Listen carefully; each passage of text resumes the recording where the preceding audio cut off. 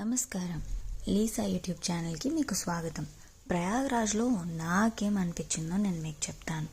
ప్రయాగ్రాజ్లో త్రివేణి సంగంకి మేము బోట్లో వెళ్తున్నాం. అక్కడ 2 రివర్స్ కనిపిస్తాయి. ఒక రివర్ ఫాస్ట్గా ఫ్లో అవుతుంది, అదేమో మన గంగమ్మ. ఇంకోటి కామ్గా ఉంటుంది, అదేమో మన యమునమ్మ. కలుస్తాయి ఆ 2 రివర్స్, కానీ కంప్లీట్గా మిక్స్ అవ్వవు.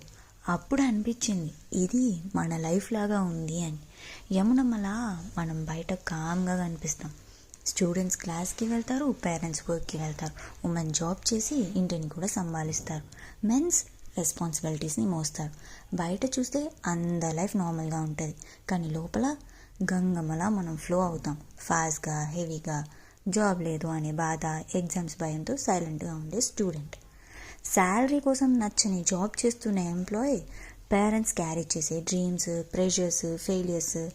గంగమ్మలాగా అన్నీ తీసుకొని కూడా ఆగకుండా నడుస్తాం. ఇంకా సరస్వతి అమ్మ ఉన్నారు, కానీ కనిపించారు. చెప్పాం, మనం కూడా చెప్పాం. క్విట్ చేసిన guilt, comparison, pain, marriage pressure, నేను సరిపోతానా అనే భయం ఎవ్వరికీ తెలియదు, కానీ ప్రతి ఒక్క లైఫ్లో ఉంటుంది. అక్కడ త్రివేణి సంగంలో 3 రివర్స్ కలుస్తాయి. మన లైఫ్ కూడా అలాగే. బయట కనిపించే జీవితం ఒక పార్ట్ మాత్రమే, లోపల ఇంకో జీవితం సైలెంట్గా నడుస్తుంది. ఈ జీవితమే ఒక త్రివేణి సంగం. ఇది త్రివేణి సంగం మాత్రమే కాదు, ఇది ప్రతి మనిషి జీవితం. ప్రయాగ్రాజ్ నుంచి నేను వెళ్తున్నప్పుడు రివర్స్కి బాయ్ చెప్పలేదు. నా లైఫ్ని నేను సైలెంట్గా యాక్సెప్ట్ చేశాను. నాకైతే ఇది అర్థమైంది. మీకు ఇలానే ఎప్పుడైనా అనిపించిందా?